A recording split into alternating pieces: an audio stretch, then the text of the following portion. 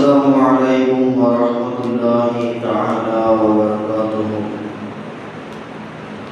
إن الحمد لله نحمده ونستعينه ونستغفره ونؤمن به ونتوكل عليه ونعوذ بالله من شرور أنفسنا ومن سيئات أعمالنا. من يهده الله فلا مضل له ومن يضلله فلا هادي له. ونشهد أن لا إله إلا الله وحده لا شريك له. ونشهد أن محمدا عبده ورسوله أرسله بالحق بشيرا ونذيرا وداعيا إلى الله بإذنه وسراجا منيرا. أما بعد فقد قال الله تبارك وتعالى في القرآن العظيم وبالفرقان المجيد بعد أعوذ بالله من الشيطان الرجيم بفضل بسم الله الرحمن الرحيم. إنا عرضنا الأمانة على السماوات والأرض والجبال فأبين أن يحملنها وأشفقن منها وحملها الإنسان إنه كان ظلوما جهولا. صدق الله العظيم وصدق رسوله النبي الكريم ونحن على ذلك من الشاهدين والشاكرين. وقال رسول الله صلى الله عليه وسلم عن ابن عمر رضي الله عنه يقول لرجل إذا أراد سفرا أذن مني حتى أودعك كما كان رسول الله صلى الله عليه وسلم يعدي عنا فيقول استودع الله دينك وأمانتك وخواتم عملك أو كما قال رسول الله صلى الله عليه وسلم. எல்லா புகழும் புகழ்ச்சியும் நம்மை எல்லா முஸ்லிம்களாக முஃமினாக படைத்து மேலும் கண்மணி நாயகம் ரசூலுல்லாஹி ஸல்லல்லாஹு அலைஹி வஸல்லம் அன்னவர்களின் உம்மத்திலே ஒரு அங்கத்தினராக ஒருவராக ஆக்கினானே. அப்படிப்பட்ட அல்லாஹ்விற்கு அனைத்து புகழும் உண்டாகட்டுமாக. அல்ஹம்துலில்லாஹ் அல்ஹம்துலில்லாஹ். அவனுடைய சாந்தியும் சமாதானமும் அளவற்ற கருணையும் கிருபையும் எம்பெருமானார் முஹம்மது முஸ்தபா ரசூலை கரீம் முஜ்தபா ஸல்லல்லாஹு அலைஹி வஸல்லம் அன்னவர்களின் மீதும் அன்னவர்களின் வாழ்க்கையை அடிப்பிரடாமல் அப்படியே பின்பற்றி வாழ்ந்த உத்தம சத்திய சஹாபாக்கள், தாபிஈன்கள், தபா தாபிஈன்கள், வலிமார்கள், இறைநேச செல்வர்கள், சாலிஹான நல்லடியார்கள், குறிப்பாக இந்த அவையிலே வந்து அமர்ந்திருக்கின்ற நம் அனைவர்களின் மீதும் இன்னும் வர இருக்கின்ற ஊரார்கள், ஜமாத்தினர்கள் அனைவர்களின் மீதும் அல்லாஹ்வினுடைய சாந்தியும் சமாதானமும் அளவற்ற கருணையும் கிருபையும் என்றென்றும் நிலவட்டுமாக. ஆமீன் ஆமீன் யா ரப்பல் ஆலமீன். அன்பிற்கினிய அல்லாஹ்வின் நல்லடியார்களே, அல்லாஹ்வை வணங்கி வழிபடுவதற்காக அவனுக்கு பிடித்தமான ஒரு இடத்திலே அவனுடைய இல்லத்திலே நாம் எல்லாம் ஒன்று கூடியிருக்கின்றோம். அல்ஹம்துலில்லாஹ் அல்ஹம்துலில்லாஹ். இதுபோல் எல்லா நாட்களும் அவனை வணங்கி வழிபடுகின்ற நல்லடியார்களாகவும் அவன் எதையெல்லாம் செய்யும்படி நமக்கு உத்தரவிட்டானோ அனைத்து விதமான நன்மையான நற்காரியங்களை செய்கின்ற நல்லவர்களாகவும் அவன் எதையெல்லாம் விட்டும் தவிர்த்திருக்கும்படி நமக்கு உத்தரவிட்டானோ அனைத்து விதமான தீய காரியங்களிலிருந்தும் ஹராமான காரியங்களிலிருந்தும் தவிர்ந்தவர்களாகவும் இருக்கின்ற வாக்கியத்தை வல்லோன் அல்லாஹ் உங்களுக்கும் எனக்கும் அருள் புரிவானாக. ஆமீன் ஆமீன் யா ரப்பல் ஆலமீன். அன்பிற்குரிய அல்லாஹ்வின் நல்லடியார்களே, இவ்வுலகிலே மனிதன் பலதரப்பட்ட பயணங்களை மேற்கொள்ளுகின்றான். சிலர்கள் தங்களுடைய வேலை நிமித்தத்தின் காரணமாக, சிலர்கள் சொந்த பந்தங்களை பார்ப்பதற்காக சிலர்கள் தங்களுடைய வாழ்க்கையினுடைய ஆரம்ப பயணத்தை மேற்கொள்வதன் மூலமாக சிலர்கள் மார்க்க கடமைகளை நிறைவேற்றுவதற்காக இப்படி பயணங்களிலே பலவிதமான பயணங்களை மனிதர்கள் அவ்வப்போது மேற்கொண்டு கொண்டே இருக்கின்றார்கள். அன்பிற்கினிய அல்லாஹ்வின் நல்லடியார்களே, ஒரு மனிதன் பயணத்தை மேற்கொள்ளுகின்ற பொழுது அந்த மனிதன் பயணத்திலே பலவிதமான நெருக்கடிகளை அவன் சந்திக்கின்றான். எனவே தான் அருமை நாயகம் ரசூலுல்லாஹி ஸல்லல்லாஹு அலைஹி வஸல்லம் அவர்கள் ஒரு ஹதீஸிலே இப்படி சொல்லுவார்கள், எந்த ஒரு மனிதர் பயணத்திலே இருக்குகின்ற பொழுது தன்னுடைய ரப்பிடத்திலே கையேந்துவாரோ அவருடைய துஆவை அல்லாஹ் தஆலா ஏற்றுக்கொள்ளுகின்றான் என்பதாக பெருமானார் ஸல்லல்லாஹு அலைஹி வஸல்லம் அவர்கள் சொல்லுவார்கள். காரணத்தை பெருமானார் சொல்லுகின்ற பொழுது, பயணம் என்பது மனிதனுக்கு ஒரு வேதனையாக அது அமைந்திருக்கின்றது என்பதாக பெருமானார் சொல்லுவார்கள். அந்த அளவிற்கு பயணம் என்பது ஒவ்வொரு மனிதனுடைய வாழ்க்கையிலும் அது முக்கியமானதாக இருந்தாலும் அது மனிதனுக்கு ஒரு வகையில அதாபாகவும் இருக்குகின்றது என்பதை பெருமானார் ஸல்லல்லாஹு அலைஹி வஸல்லம் அவர்கள் சொல்லுவார்கள். அன்பிற்கினிய அல்லாஹ்வின் நல்லடியார்களே, இந்த நேரத்தில் ஹஜ்ஜினுடைய பயணங்களை மேற்கொள்ளுகின்ற நம்முடைய சகோதரர்களை நாம் பார்க்கின்றோம். நாடு விட்டு வேறொரு நாட்டிற்கு சென்று கஅபத்துல்லாவை தரிசிப்பதற்காக மார்க்கத்தினுடைய முக்கியமான கடமையை நிறைவு செய்வதற்காக நம்முடைய சகோதரர்கள் செல்வதை நாம் பார்க்கின்றோம். ஒரு மனிதன் பயணத்தை மேற்கொள்ளுகின்ற பொழுது பயணம் புறப்படுவதற்காக சக மனிதரிடத்திலே சொல்லுகின்ற பொழுது அந்த மனிதனிற்காக ஒரு முஸ்லிமான அடியான் துஆ செய்ய வேண்டும் என்கின்ற முக்கியமான கடமையை பெருமானார் ரசூலுல்லாஹி ஸல்லல்லாஹு அலைஹி வஸல்லம் அவர்கள் கற்றுத் தருகின்றார்கள்.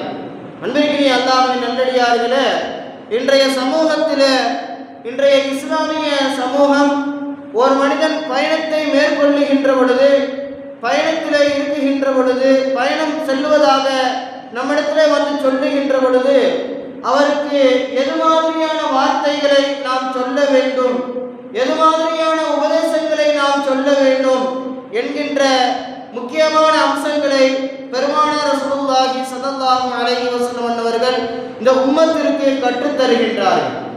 அருமை நாயகம் ரசூலுல்லாஹி ஸல்லல்லாஹு அலைஹி வஸல்லம் அவருடைய காலகட்டத்தில் கூஃபா நகரத்திற்கு அபூ சயீத் அல்-குத்ரி ரலியல்லாஹு அன்ஹு அவர்களை பெருமானார் கலீஃபாவாக அந்த நகரத்தினுடைய கவர்னராக அனுப்பி வைப்பார்கள். அனுப்பி வைக்கின்ற பொழுது ரசூலுல்லாஹி ஸல்லல்லாஹு அலைஹி வஸல்லம் அவர்கள் அந்த சஹாபியிடத்தில் இரண்டு விதமான விஷயத்தை பெருமானார் அறிவுரை செய்வார்கள். முதலாவது விஷயம், நீங்கள் செல்லுகின்ற அந்த ஊரில நீங்கள் வகிக்கின்ற அந்த பதவியில நீங்கள் சரியாக நடந்து கொள்ளுங்கள். உங்களுக்கு கொடுக்கப்பட்டிருக்கின்ற அந்த பதவியை நீங்கள் சரியாக பயன்படுத்துங்கள் என்பதாக அல்லாஹ்விற்கு பயந்து அந்த மக்களிடத்திலே சரியான நீதத்தை நீங்கள் கடமையாற்ற வேண்டும் என்பதாக பெருமானார் முதலாவது உபதேசமாக அதனை உபதேசிப்பார்கள்.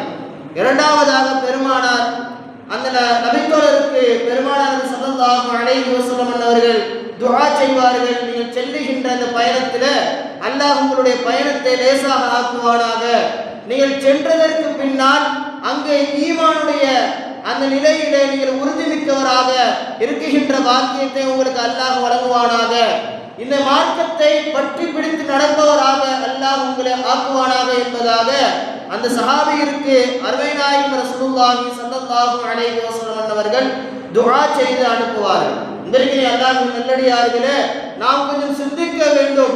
நம்மிடத்திலே ஒருவர் பயணம் செல்வதாக வந்து சொன்னால், வேலை நிமித்தமாக வெளிநாட்டிற்கு செல்லுகின்ற நம்முடைய பிள்ளைகள், நம்முடைய சகோதரர்கள், நம்முடைய சொந்த பந்தங்கள் நம்மிடத்தில் வந்து சொல்லுகின்ற பொழுது, மார்க்க கடமையிற்காக வெளியூருக்கு செல்லுகின்ற நம்முடைய சகோதரர்கள் நம்மிடத்தில் வந்து பயணத்தை மேற்கொள்ளுகின்றோம் என்று சொல்லுகின்ற பொழுது, அல்லது நம்முடைய பிள்ளைகளை நாம் வெளியூருக்கு எதுக்காவது அனுப்பி வைக்கின்ற பொழுது இது மாதிரியான நல்லுபதேசங்களை அவர்களுக்கு சொல்லி அவர்களுக்காக துஆ செய்வது என்பது நம்மின் மீது கடமையாக இருக்குகின்றது. அதை மார்க்கம் நமக்கு அறிவுறுத்துகின்றது. வெறுமனையாக நம்முடைய பிள்ளைகள் வேலை நிமித்தமாக செல்லுகின்ற பொழுது நல்லபடியாக சென்று வா, நன்றாக சம்பாதித்து வா, இது போன்ற வார்த்தைகளை சொல்லுவதை விட அவர் அங்கு சென்று அவர் எப்படி இருக்க வேண்டும், மார்க்க கடமைகளை அவர் எப்படி பேண வேண்டும், மார்க்கத்தினுடைய செயல்பாடுகளில் அவர் எப்படி கவனம் செலுத்த வேண்டும் என்கின்ற ஒவ்வொரு செயல்களையும் அவருக்கு நாம் சொல்லி அனுப்ப வேண்டும். அதே போன்று அவருடைய பிரயாணத்திற்காக நாம் அவருக்காக துஆ செய்ய வேண்டும் என்பதாக மார்க்கம் நமக்கு பெருமானாரின் வாயிலாக நமக்கு சொல்லித் தருகின்றார்கள். இன்றைக்கு அல்லாஹ்வின் நல்லடியார்களே, இந்த நேரத்தில் ஹஜ்ஜினுடைய பயணத்தை மேற்கொள்ளுகின்ற அனைத்து சகோதரர்களுக்கும், பயணங்களை மேற்கொண்டு வந்து நம்மிடத்தில் சொல்லுகின்ற அனைவர்களுக்கும் நாம் நல்ல வார்த்தைகளை சொல்லி அனுப்ப வேண்டும். என்று பரவலாக இஸ்லாமிய சகோதரர்களிடத்திலே ஒரு வார்த்தை உண்டு. யாராவது நம்மிடத்திலே வந்து பயணம் செல்வதாக சொன்னால் அவருக்கு நாம் சொல்லுகின்ற முதல் வார்த்தம் ஃபி அமானில்லாஹி வ ரசூலி, அல்லாஹ்வினுடைய அமானத்திலே உங்களை நாங்கள் அனுப்புகின்றோம், ரசூல் கொண்டு வந்த அந்த மார்க்கத்தினுடைய அமானத்திலே உங்களை நாங்கள் அனுப்புகின்றோம் என்பதாக இது போன்ற வார்த்தைகளை, இதுவும் நல்ல வார்த்தைகள் தான். அல்லாஹ்வுடைய பாதுகாப்பிலே உங்களை நாங்கள் அனுப்புகின்றோம், ரசூலுடைய அந்த மார்க்கத்தை பேணியவராக அந்த அமானத்திலே உங்களை நாங்கள் அனுப்புகின்றோம், அல்லாஹ்வுடைய பாதுகாப்பிலே உங்களை நாங்கள் அனுப்புகின்றோம் என்பதாக நல்ல வார்த்தைகளை தான் சொல்லுகின்றோம். ஆனால் இதைவிட சிறந்த வார்த்தைகளை அருமை நாயகம் ரசூலுல்லாஹி ஸல்லல்லாஹு அலைஹி வஸல்லம் அவர்கள் இந்த உம்மத்திற்கு கற்றுத்தருகின்றார்கள். அந்த வார்த்தையினுடைய பின்புலங்கள் என்பது அவருடைய இறுதி முடிவு வரை அது சிறந்ததாக இருக்குகின்றது என்பதை நாம் ஹதீஸ்களிலே பார்க்கின்றோம். அப்படிப்பட்ட சில வார்த்தைகளை பெருமானார் சொல்லி அனுப்புவார்கள் சஹாபா பெருமக்களுக்கு. இப்னு உமர் ரலியல்லாஹு அன்ஹு அவர்கள் அறிவிக்கின்றார்கள், உமர் ரலியல்லாஹு அன்ஹு அவரிடத்திலே யாராவது பயணம் செல்வதாக வந்து சொன்னால், அல்லது யாராவது ஒருவர் பயணம் செல்லுகின்றார் என்கின்ற செய்தி உமர் ரலியல்லாஹு அன்ஹு அவர்களுக்கு எட்டிவிட்டால் உமர் ரலியல்லாஹு அன்ஹு அவர்கள் என்ன செய்வார்கள் என்று உமர் ரலியல்லாஹு அன்ஹுவுடைய மகனார் இப்னு உமர் ரலியல்லாஹு அன்ஹு அவர்கள் சொல்லுகின்ற பொழுது அழகாக சொல்லுவார்கள், என்னுடைய தந்தை அந்த மனிதரை அழைப்பார்கள், அழைத்து அல்லது அவரிடத்திலே செல்லுவார்கள், சென்று அவர்கள் சொல்லுவார்கள், ரசூல் ஸல்லல்லாஹு அலைஹி வஸல்லம் அவர்களிடத்திலே நாங்கள் பயணம் செல்வதாக போய் சொன்னால் அருமை நாயகம் சிலருக்கு உபதேசம் செய்வார்கள், சிலருக்கு துஆ செய்வார்கள். அருமை நாயகம் இப்படி சிலருக்கு உபதேசம் செய்து சிலருக்கு துஆ செய்தாலும் பொதுவாக அனைவர்களுக்கும் அருமை நாயகம் ஒரு துஆவை கற்றுத் தந்திருக்கின்றார்கள். யார் பயணம் செல்வதாக பெருமானாரிடத்தில் சென்று சொன்னாலும் அவருக்கு பொதுவாக பெருமானார் இந்த துஆவை செய்வார்கள். இஸ்தௌதிஉல்லாஹ தீனக வ அமானதக வ ஹவாத்திம அமலிக என்கின்ற இந்த துஆவை பெருமானார் சொல்லி அனுப்புவார்கள் என்பதாக இப்னு உமர் ரலியல்லாஹு அன்ஹு அவர்கள் உமர் ரலியல்லாஹு அன்ஹு அவர்கள் சொல்லிக் கொடுத்தார்கள் என்பதாக சொல்லுவார். இன்றைக்கு அல்லாஹ்வின் நல்லடியார்களே, இந்த வார்த்தையினுடைய இந்த துஆவினுடைய அர்த்தங்களை நாம் பார்க்கின்றோம். அது பொருந்திருக்கின்ற விஷயங்களை நாம் கவனிக்க வேண்டும். அருமை நாயகம் ரசூலுல்லாஹி ஸல்லல்லாஹு அலைஹி வஸல்லம் அவர்கள் முதலாவது சொல்லுகின்றார்கள், இஸ்தௌதிஉல்லாஹ தீனக, உங்களுடைய தீனிலே அல்லாஹ் அதிலே நிலைத்திருக்க செய்வானாக, தீனோடு பாதுகாப்பாக இருக்குகின்ற பாக்கியத்தை அல்லாஹ் உங்களுக்கு வழங்குவானாக. அமானத்தக்க, நீங்கள் எந்த அமானிதத்தை கொண்டு செல்லுகின்றீர்களோ அந்த அமானிதத்தை நீங்கள் பேணுபவராக, நீங்கள் எந்த மார்க்கத்திலே நீங்கள் நிலைத்திருக்கின்றீர்களோ அந்த மார்க்கத்தினுடைய அமானிதத்தை நீங்கள் பேணுபவர்களாக அல்லாஹ் உங்களை ஆக்குவானாக.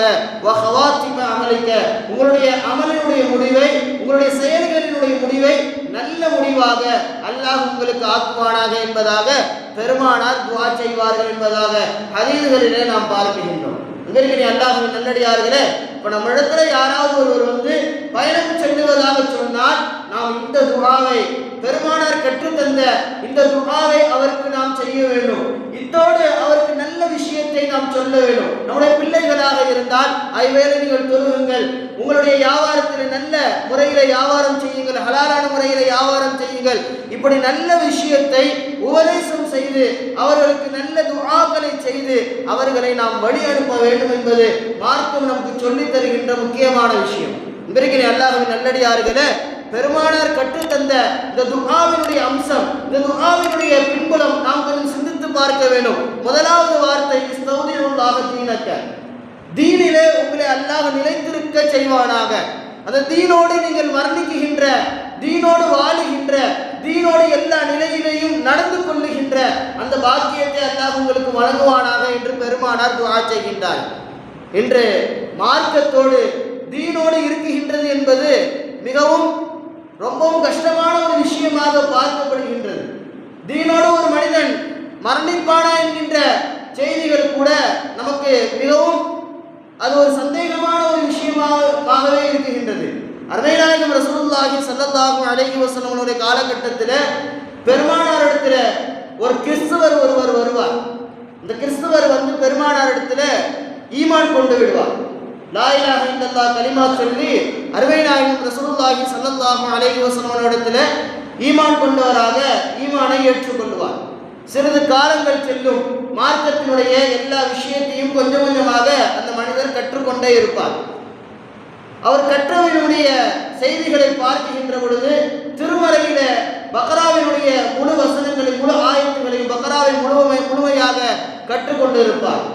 ஆலம்ரானை முழுமையாக அவர் கற்று தேர்ந்திருப்பார். இப்படி குர்ஆனுடைய வசனங்களை நல்ல முறையிலே கற்று தேர்ந்து பெருமானாரிடத்திலே பெருமானாருக்கு ஹாதிமாக இருந்து அருமை நாயகத்தோடு அருமை நாயகத்திற்கு வருகின்ற வகிகளை எழுதுகின்ற அந்த பொறுப்புகளில அந்த நபரும் ஒரு மனிதராக திகழ்கின்ற ஒரு நல்ல நிலையில அந்த மனிதர் இருப்பார். அருமை நாயகத்தோடு பயணிக்குகின்றார். பெருமானாருக்கு வருகின்ற வகிகளை எல்லாம் எழுதுகின்ற ஒரு நிலையில இருக்குகின்றார். மார்க்கத்தினுடைய கடமைகளை, மார்க்கத்தினுடைய ஒவ்வொரு செயல்களையும் உன்னிப்பாக கவனித்து அதில் பேடுபவராக இருக்குகின்ற அந்த மனிதர் சிறிது காலம் செல்லுகின்றது. அப்படியே மாறி மறுபடியும் கிறிஸ்துவராக அவர் முர்த்தத்தாக ஆகிவிடுகின்றார். மார்க்கத்தை விட்டு வெளியேறி விடுகின்றார்.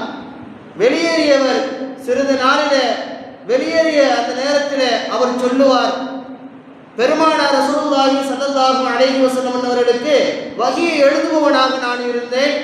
அருமை நாயகத்திற்கு நான் எழுதிய வஹி மாத்திரம்தான் அவர் கற்று வைத்திருக்கின்றார். அதை தவிர அவர் வேற எதையும் அவர் கற்று வைக்கவில்லை. அவர் அவ்வளவு பெரிய ஆள் கிடையாது என்பதாக பெருமானாரை மட்டும் தத்துகின்ற வார்த்தைகளை பேசி திரிகின்ற ஒரு நபராக அந்த மனிதர் பிற்காலத்தில் திகழ்ந்து கொண்டு இருக்குகின்றார். அவர் மரணிக்குகின்றார். அந்த நேரத்தில் அவரை அடக்கம் செய்கின்றார்கள் கிறிஸ்தவர்கள். சிறிது அவர்கள் அடக்கம் செய்துவிட்டு சென்றதற்கு பின்னால் பூமி அவருடைய உடலை கக்கி விடுகின்றது. மறுநாள் காலை வந்து பார்க்கின்றார்கள், இது பெருமானாருடைய தோழர்களுடைய சதியாக இருக்கின்றது என்பதாக கொஞ்சம் ஆழமாக தோண்டி மறுபடியும் புதைக்குகின்றார்கள். மறுநாள் மறுபடியும் பூமி அவரை கக்கி விடுகின்றது. மூன்றாவது நாள் வந்தவர்கள் பெரும் ஆழத்தை நோண்டி அதிலே புதைக்குகின்றார்கள். மறுநாளும் பூமி அதனை கட்டிவிடுகின்றது. பார்த்தவர்கள் இறுதியாக சொன்னார்கள், இது ரப்பினுடைய வேதனை, இது அல்லாஹ் அவருக்கு கொடுத்த வேதனை என்பதாக பேசிக்கொண்டு அந்த கிறிஸ்தவர்கள் அந்த இடத்தை விட்டு சென்றார்கள் என்பதாக ஹதீதுகளிலே நாம் பார்க்கின்றோம். இவருக்கு அல்லாஹ்வின் நல்லடியார்களே, இந்த மனிதருடைய நிலையை நாம் பார்க்க வேண்டும். பெருமானாரோடு பயணித்தவர், ஹதீதுகளை எழுதக்கூடியவர், வகிகளை எழுதக்கூடியவர், மார்க்க கிரியைகளை சரியாக நிறைவேற்றுகின்றவர். இப்படி இருந்த ஒரு நபர், அவருக்கு ஈமான் சரியாக நிலைக்கவில்லை. ஈமானிலே நிலைக்குகின்ற பாக்கியம் அவருக்கு கிடைக்கவில்லை. முர்த்ததாக சென்று அவர் மரணிக்குகின்ற ஒரு நிலை அவருக்கு ஏற்பட்டது என்று சொன்னால், இப்ப ஈமானுடைய நிலையில ஒரு மனிதரை திகழ்த்துவது என்பது அது ரப்பினுடைய கையில இருக்குகின்றது. அதற்காக நாம் துஆ செய்ய வேண்டும். அப்போ ஒரு மனிதர் பிரயாணம் செய்கின்ற பொழுது அவர் சென்ற இடத்துல அவருடைய மார்க்க செய்திகள் எப்படி இருக்கும் அவரிடத்தில் என்பது நமக்கு தெரியாது. அவர் ஈமானோடு அவர் பயணிப்பாரா, சென்ற ஊர் என்பது ஈமான் நிறைந்த ஊராக இருக்குமா என்பது எல்லாம் நமக்கு தெரியாது. அவருடைய சூழ்நிலை அங்கு எப்படி மாறும் என்பது நமக்கு தெரியாது. ஆனால் பெருமானார் கற்றுத் தருகின்றார்கள், யாராவது நம்மிடத்தில் பயணம் சொல்லி வருகின்ற பொழுது அவருக்காக தீனுடைய விஷயத்தில் அவருக்கு நாம் துஆ செய்ய வேண்டும். அவர் தீனிலே நிலைத்திருப்பதற்காக அவருக்கு நாம் துஆ செய்ய வேண்டும் என்பதாக அருமை நாயகம் ரசூலுல்லாஹி ஸல்லல்லாஹு அலைஹி வஸல்லம் அவர்கள் கற்றுத் தருகின்றார்கள். இரண்டாவதாக பெருமானார்களே துஆ செய்வார்கள், வ அமானத்தக இஸ்தௌதியுல்லாஹ தீனக வ அமானத்தக, அல்லாஹ் உங்களுக்கு வழங்கிய அமானாத்திலே அந்த அமானிதங்களை பாதுகாப்பவராக நீங்கள் அல்லாஹ் உங்களை ஆக்குவானாக. இந்த அமானிதம் என்பது 2 விதமான அமானிதங்கள் இருக்கின்றது. முதலாவது அல்லாஹ்விற்கும் அல்லாஹ்வுடைய ரசூலுக்கும் செய்ய வேண்டிய அமானிதம். மார்க்க அறிஞர்கள் சொல்லுவார்கள், இந்த வார்த்தைக்கு வழக்கம் 2 அமானிதங்கள் இருக்கின்றது. அதில் முதலாவது அமானிதம் அல்லாஹ்வுக்கும் அல்லாஹ்வுடைய தூதருக்கும் செய்ய வேண்டிய அமானிதம். அல்லாஹ் எதனை நம்மின் மீது கடமையாக ஆக்கியிருக்கின்றானோ அந்த கடமையை நாம் சரியாக நிறைவேற்ற வேண்டும். திருமறையிலே அல்லாஹ் ஒரு இடத்திலே சொல்லுவான், இன்னா அரதன அமானத அல ஸமாவாதி வல் அர்த வல் ஜிபால ஃபஅபைனா யஹ்மில்னஹா வ அஷ்ஃபக்ன மின்ஹா வ ஹமலஹல் இன்சான் இன்னஹு கான லலூமன் ஜஹூலா. அல்லாஹ் திருமறையிலே சொல்லுவான், நம்முடைய திருமறையை, நம்முடைய அமானிதங்களை நாம் இந்த பூமியின் மீதும் வானங்களின் மீதும் மலையின் மீதும் நாம் இறக்கி வைப்பதற்காக அவைகளிடத்திலே நாம் கேட்டோம். அது நம்முடைய அமானிதத்தை பார்த்துவிட்டு பயந்ததாக, எங்களால் பாதுகாக்க முடியாது என்பதாக பூமி சொல்லிவிட்டது, வானங்கள் சொல்லிவிட்டது, மலைகள் கூறிவிட்டது என்பதாக அல்லாஹ் திருமறைகளை சொல்லிவிட்டு அடுத்து சொல்லுவான், மனிதன் அந்த அமானிதத்தை ஏற்றுக்கொண்டான், அவன் அந்த அமானிதத்தினுடைய முழுமையை அவன் விளங்காமல், அவன் அதனுடைய நிலைகளை விளங்காமல் வழிகெட்டவனாக அவன் இருந்து கொண்டு அதனை நாங்கள் ஏற்றுக்கொள்ளுகின்றோம் என்பதாக வழிபுரண்டவனாக அவன் அதனை ஏற்றுக்கொண்டான். அதில் அவன் சரியாக பயணிப்பதில்லை என்பதாக அல்லாஹ் திருமறையிலே சொல்லி காட்டுவான். அல்லாஹ்வின் நல்லடியார்களே, இன்றைய சமூகம் அப்படித்தான் இருக்கின்றது. நாம் பார்க்கின்றோம், அல்லாஹ் ஏவிய 5 வேளை தொழுகை நாம் சரியாக நிறைவேற்றுகின்றோமா? ஜகாத்தை சரியாக கொடுக்கின்றோமா? ஹலால் ஹராமை சரியாக பேணுகின்றோமா? மார்க்கம் நம்மின் மீது எதையெல்லாம் கடமையாக ஆக்கியிருக்கின்றதோ, எதையெல்லாம் வலியுறுத்தியிருக்கின்றதோ அந்த வாழ்க்கையின் அடிப்படையில் அந்த அமானிதத்தை பேணியவராக அல்லாஹ் சொன்ன அந்த அமானிதத்தை கொண்டு இருக்கின்றோம். அதனை நாம் முழுமையாக ஏற்றிருக்கின்றோம். ஆனால் அதனை பேணுவதல்ல, அமானிதத்திலே மோசடி செய்து கொண்டிருக்கின்றோம் அல்லாஹ்வினுடைய விஷயத்தில். இன்றைக்கு அல்லாஹ்வின் நல்லடியார்களே, பெருமானார் ரசூலுல்லாஹி ஸல்லல்லாஹு அலைஹி வஸல்லம் அவர்கள் அப்ப அந்த அமானிதத்திற்காக துஆ செய்தார்கள். அல்லாஹ் உங்களுக்கு ஏவிய அந்த அமானிதத்தில் நீங்கள் மக்களுக்கு மத்தியிலே நீங்கள் எந்த அமானிதத்தை பாதுகாப்பதாக சொல்லியிருக்கின்றீர்களோ, யாரிடத்திலேயாவது நீங்கள் கடன் வாங்கி இருந்தால் இது 2வது அமானிதம். ஒவ்வொரு மக்களுக்கு மத்தியிலே இருக்கின்ற கொடுக்கல் வாங்கல் பேச்சுவார்த்தைகளுடைய அமானிதத்தை பேணுபவராக நாம் இருக்க வேண்டும். ஒருவர் பயணம் செல்லுகின்ற பொழுது அதை நாம் அவருக்கு எடுத்துரைக்க வேண்டும். உங்களுடைய அமானிதத்தினுடைய விஷயத்தை நீங்கள் பேணுங்கள். மார்க்க விஷயத்திலேயும் மனிதர்களுடைய விஷயத்திலேயும் ஒரு மனிதத்தில் எப்படி நடந்து கொள்ள வேண்டும், அவரிடத்தில் கொடுக்கல் வாங்கலிலே எப்படி நடந்து கொள்ள வேண்டும், வியாபாரத்தில் எப்படி நடந்து கொள்ள வேண்டும், மார்க்கம் நமக்கு சொல்லி தந்திருக்கின்ற ஒவ்வொரு காரியத்திலையும் நாம் எப்படி நடந்து கொள்ள வேண்டும் என்கின்ற துஆவை அவருக்கு நாம் செய்ய வேண்டும் என்பதாக மார்க்கம் நமக்கு அழகாக சொல்லித் தருகின்றது. அருமை நாயகம் ரசூலுல்லாஹி ஸல்லல்லாஹு அலைஹி வஸல்லம் அவர்கள் அழகாக ஒரு ஹதீஸிலே சொல்லுவார்கள், அமானிதத்தை யார் மீறுகின்றாரோ நாளை மறுமையிலே அவருக்காக ஒரு கொடியை அல்லாஹ் வைத்திருப்பான். அமானிதத்தை மீறுபவருக்கு அந்த கொடி நாளை பேசும், இவருடைய விஷயத்தில் இவர் அமானிதத்தை பேணவில்லை, இவருக்கு நரகத்தை தாழ்ந்தா என்பதாக அந்த கொடி அல்லாஹ்விடத்தில் வாதாடும் என்பதாக அருமை நாயகம் ரசூலுல்லாஹி ஸல்லல்லாஹு அலைஹி வஸல்லம் அவர்கள் சொன்னார். இப்போ அமானிதத்தினுடைய விஷயத்தில் அல்லாஹ்வினுடைய காரியத்தில் அல்லாஹ் நம்மின் மீது ஏவிருக்கின்ற 5 வேளை தொழுகை, ஈமானுடைய பற்று, மார்க்க பற்றில நாம் சரியாக பயணிக்க வேண்டும். அது நம்மின் மீது கடமையாக இருக்கின்றது. மனிதர்களுடைய விஷயத்திலே நாம் சரியாக பயணிக்க வேண்டும். அது நம்மின் மீது கடமையாக இருக்கின்றது என்பதை அருமை நாயகம் துஆவின் மூலமாக சஃபர் செய்பவருக்கு, பிரயாணம் செய்பவருக்கு பெருமானார் அறிவுறுத்துகின்றார்கள். 3வதாக அருமை நாயகம் ரசூலுல்லாஹி ஸல்லல்லாஹு அலைஹி வஸல்லம் அவர்கள் துஆ செய்வார்கள், வஹவாத்திம அமலிக, உங்களுடைய அமலினுடைய உங்களுடைய செயல்களுடைய முடிவு நல்ல முடிவாக ஆகட்டும். இந்த வார்த்தைக்கு மார்க்க அறிஞர்கள் 2 விதமான அர்த்தம் சொல்லுவார்கள். அவர் செல்லுகின்ற காரியத்தினுடைய முடிவு நல்ல முடிவாக ஆக வேண்டும், இது ஒரு துஆ. மற்றொரு அர்த்தம் வைப்பார்கள், அவர் செல்லுகின்ற இடத்துல அவர் மரணிக்குகின்ற பொழுது நல்ல மரணத்தை அவர் எட்ட வேண்டும், நல்ல முடிவாக அவருடைய இறுதி முடிவு ஆக வேண்டும் என்பதாக பெருமானார் துஆ செய்திருக்கின்றார் என்பதாக மார்க்க அறிஞர்கள் சொல்லுவார்.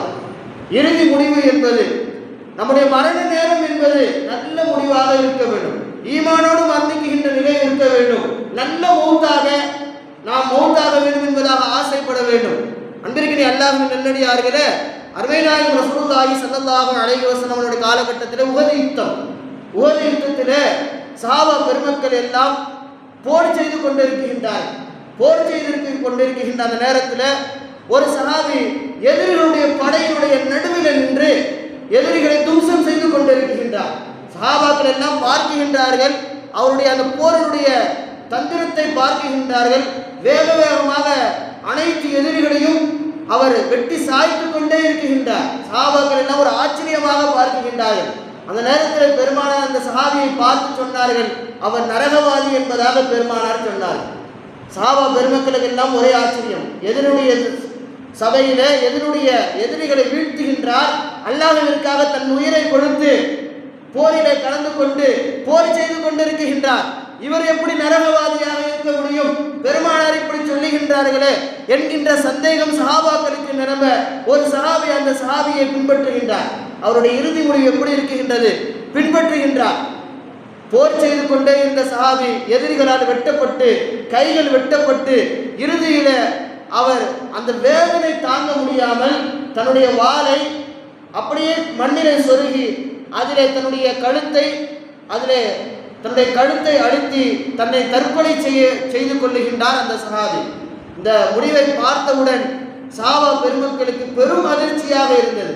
நான் தற்கொலை என்பது யார் தற்கொலை செய்து கொள்ளுகின்றார்களோ அவர்களுக்கு நரகம் கிடைக்கும் என்பதாக பெருமானார் சொன்னார்கள். அந்த சஹாபி நல்ல முறையில போர் செய்தார், ஈமானோடு இருந்தார், அல்லாஹ்வுடைய பாதையிலே போர் செய்து கொண்டிருந்தார், சொர்க்கவாசியாக அவர் இருப்பார் என்று சிந்திக்கின்ற அந்த நேரத்தில் பெருமானார் சொன்ன அந்த வார்த்தையினுடைய அவருடைய இறுதி முடிவு என்பது மிகவும் மோசமாக ஆகிவிட்டது. தற்கொலைக்கு தன்னை தயாராகி கொண்டார். அதனின் காரணமாக அவர் நரகவாதியாக மாறிவிட்டார் என்பதை நாம் பார்க்கின்றோம். அல்லாஹ் நல்லடியார்களே, பெருமானார் ஒரு ஹதீஸில் இப்படி சொல்லுவார்கள், அல்லாஹ் ஒரு மனிதனை படைக்குகின்ற பொழுது அவனுடைய விந்தணுக்களை தாயுடைய கருவறையில 40 நாட்கள் விந்தணுக்களாக அல்லாஹ் ஆக்கி வைத்திருக்கின்றான். அடுத்த 40 நாட்கள் அதை சதை பிண்டங்களாக அல்லாஹ் மாற்றுவான். அடுத்த 40 நாட்கள் அதனை 40 நாட்கள் இரத்த கட்டிகளாக 40 நாட்கள் சதை பிண்டங்களாக அதனை அல்லாஹ் தஆலா உருவாக்குகின்றான். இறுதியாக அந்த மனிதனுக்கு அந்த குழந்தைக்கு அல்லாஹ் ரூஹை ஊதுவான். ரூஹை ஊதுகின்ற பொழுது வானவர்களை அனுப்பி அல்லாஹ் 4 விஷயத்தை அந்த மனிதருக்காக அல்லாஹ் எழுத சொல்லுவான். முதலாவது, அவருடைய வாழ்வாதாரம் எப்படி இருக்க வேண்டும், வாழ்வாதாரம் எப்படி ஆக இருக்க வேண்டும் என்று அல்லாஹ் எழுத சொல்லுவான். இரண்டாவதாக, அவருடைய செயல்பாடுகள், அவருடைய வணக்க வழிபாடுகள் அது எப்படி அவருக்கு ஆகியிருக்க வேண்டும் என்று அவருக்காக எழுதுங்கள் என்பதாக அல்லாஹ் தஆலா சொல்லுவான். மூன்றாவதாக, அவருடைய வாழ்நாட்கள் எத்தனை நாட்களை உலகிலே வாழ்வார், எவ்வளவு நாட்கள் அவர் இந்த உலகிலே வாழ்வார் என்பதாக அவருக்கு நீங்கள் எழுதுங்கள் என்பதாக அல்லாஹ் சொல்லுவான். நான்காவதாக, அவருடைய இறுதி முடிவு என்பது எப்படி இருக்க வேண்டும், நல்லவையாக இருக்க வேண்டுமா கெட்டவையாக இருக்க வேண்டுமா என்று எழுதுங்கள் என்பதாக ஒரு வானவரை அனுப்பி அல்லாஹ் தஆலா அந்த குழந்தைக்கு அதனுடைய வாழ்வாதாரத்திலிருந்து, அது மரணிக்குகின்ற பிறந்ததிலிருந்து அது எத்தனை நாட்கள் உயிரோடு வாழும், அதுக்கு என்னென்ன ரிஸ்க்குகள் கொடுக்கப்படும், அது எதையெல்லாம் சம்பாதித்துக் கொள்ளும், நாளை மரணிக்குகின்ற பொழுது அது எப்படி மரணிக்கும், அந்த பிள்ளை எப்படி மரணிக்கும் என்கின்ற செய்திகளை அல்லாஹ் எழுத சொல்லுகின்றான் என்பதாக அருமை நாயகம் ரசூலுல்லாஹி ஸல்லல்லாஹு அலைஹி வஸல்லம் அவர்கள் சொல்லுவார்கள். அல்லாஹ்வின் நல்லடியார்களே, இறுதி நாள், இறுதி முடிவு என்பது நமக்கு எப்படி ஆகிருக்கும் என்று தெரியாது. இன்று ஐவேளை தொழுபவராக ஒருவர் இருப்பார், நாளை அவருடைய நிலை அப்படியே மாறிவிடும். அவர் நரகவாதியாக மாறுவதற்கான நிலைகள் கூட உண்டு. ஒரு மனிதர் நரகவாதியாக இருப்பார், நாளை அவர் நல்ல நிலையிலே மாறி அவர் சொர்க்கவாதியாக ஆவதற்கான நிலைகள் உண்டு என்பதாக பெருமானார் சொல்லுவார்கள். மனிதனுடைய நிலை எப்படி மாறும், அவருடைய இறுதி முடிவு எப்படி மாறும் என்பதாக தெரியாது.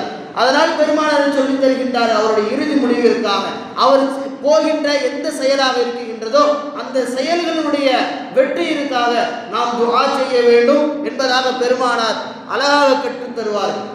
அல்லாஹ்வின் நல்லடியார்களே, இந்த நேரத்தில் ஹஜ் செய்கின்ற நம்முடைய சகோதரர்களுக்கு நம்மிடத்தில் எந்த பயணங்களாக செல்வதாக நம்மிடத்தில் சொல்லுகின்ற நம்முடைய பிள்ளைகளுக்கு எந்த பயணமாக இருந்தாலும், சாதாரணமாக பிள்ளைகளை ஸ்கூலுக்கு அனுப்பி வைத்தாலும் இந்த துஆவை சொல்லி அனுப்புங்கள்.